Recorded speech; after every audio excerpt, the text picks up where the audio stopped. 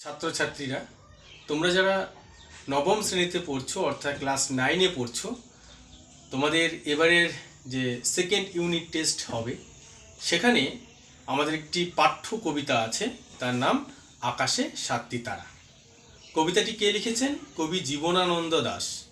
আজকের এই ভিডিওতে আমরা আকাশে সাতটি তারা কবিতাটির বিস্তারিত আলোচনা করব। তোমরা ভিডিওটা শুরু থেকে শেষ পর্যন্ত থাকবে। আজকে তোমাদের এই আকাশে সাতটি তারা কবিতাটা পড়তে গিয়ে কোথায় কোথায় সমস্যা হচ্ছে, শব্দের অর্থ কি কি প্রশ্ন আসতে পারে এবারের পরীক্ষায়, সেই বিষয়ে বিস্তারিত আজ আমরা আলোচনা করব। তার আগে তোমরা যারা নতুন আছো, যারা ভিডিওটা প্রথমবার দেখছো, আমার চ্যানেলটির নাম হচ্ছে দ্য আনটোল্ড স্টোরি। এখানে শুধুমাত্র পড়াশোনার বিষয়ে আলোচনা করা হয়। তোমরা সবাই ভিডিওটিকে শেয়ার করবে এবং লাইকস দিয়ে রাখবে এবং আমার চ্যানেলটিকে সাবস্ক্রাইব করে রাখবে, যাতে পরবর্তী এরকম তোমাদের পাঠ্য যে কোনো বিষয়ে আলোচনা তোমরা পেতে পারো। তাহলে শুরু করছি আজকের আমাদের আলোচনার বিষয়। দেখো, আমি বোর্ডে লিখে দিয়েছি আকাশে সাতটি তারা। কবিতাটি কে লিখেছেন? কবি জীবনানন্দ দাশ। এখানে আমরা আজ জেনে নেব, কবিতাটি শুরু করার আগে কবি জীবনানন্দ দাশ সম্পর্কে দু চার কথা আমরা জেনে নেব। কবি জীবনানন্দ দাশ হচ্ছেন একজন আধুনিক কবি। কবির জন্ম 1899 খ্রিস্টাব্দে এবং মৃত্যু 1954 সালে। জানলাম। এখানে একটা জিনিস আমরা প্রথমেই জেনে নেব, আমরা সবাই জানি যে কবি জীবনানন্দ দাশ, তোমরা হয়তো লক্ষ্য করবে যে স্যার এখানে দাস বানানটা এরকম কেন? দাস তো দয়াকার দন্তস্ব হয়, তাহলে এই ক্ষেত্রে দয়াকার তালব্যস্য কেন?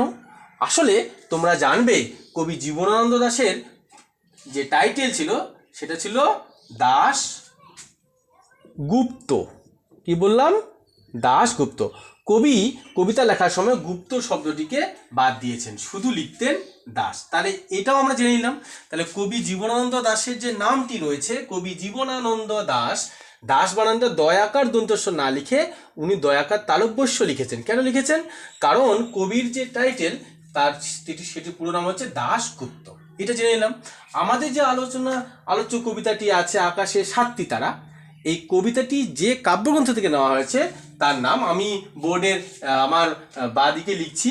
কবিতাটির উৎস, কবিতাটির উৎস মানে কোথা থেকে নেওয়া হয়েছে? এই কবিতাটি নেওয়া হয়েছে কবি জীবনানন্দ দাশের লেখা একটা বিখ্যাত কাব্যগ্রন্থ, তার নাম রূপসী বাংলা। কি বললাম? রূপসী বাংলা।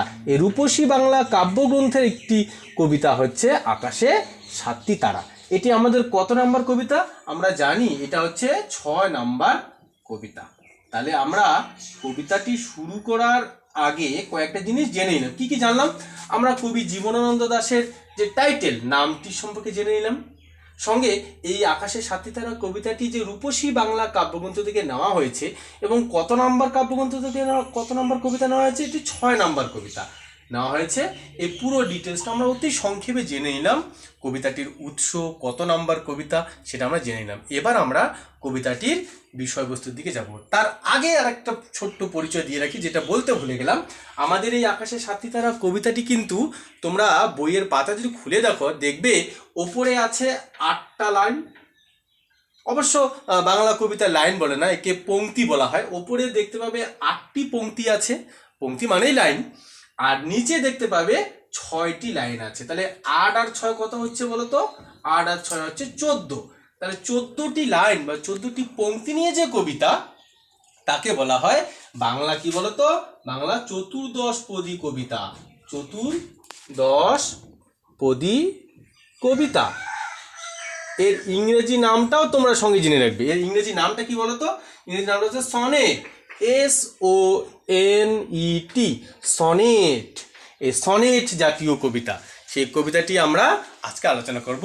আজকে ভিডিওটা হয়তো বড় হয়ে যাবে, তাই আমরা প্রথম যে 8 লাইন রয়েছে সেই 8টা লাইন আজ আমরা আলোচনা করব। একে আরেকটা নাম বলা হয়, যেহেতু 8টা লাইন তাই একে বলা হয় অষ্টক। কি বললাম? অষ্টক। অষ্টক মানে 8। আর তারপরেই যে 6টি লাইন রয়েছে তাকে বলা হয় ষষ্ঠক, মানে হচ্ছে 6টি লাইন, তাহলে 8 6 14। তাহলে কি কি জানলাম বলো তো? কবি জীবনানন্দ দাশ সম্পর্কে খানিকটা জেনে নেওয়ার চেষ্টা করলাম, যেহেতু ভিডিওটা বড় হবে তাই অতি সংক্ষেপে বললাম। তারপরে কবিতাটি কোন কাব্যগ্রন্থ থেকে নেওয়া হয়েছে? রূপসী বাংলা কাব্যগ্রন্থ থেকে নেওয়া হয়েছে।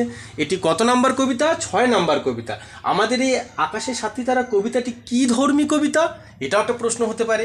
এই কবিতাটি হচ্ছে চতুর্দশপদী কবিতা, যাকে ইংরেজিতে সনেট বলা হয়। আমি বোর্ডটা মুছে দিচ্ছি, মুছে দিয়ে আমরা কবিতার আলোচনা করে নিচ্ছি। এই যে বোর্ডটা আমি মুছে দিয়ে আবার নতুন করে শুরু করছি।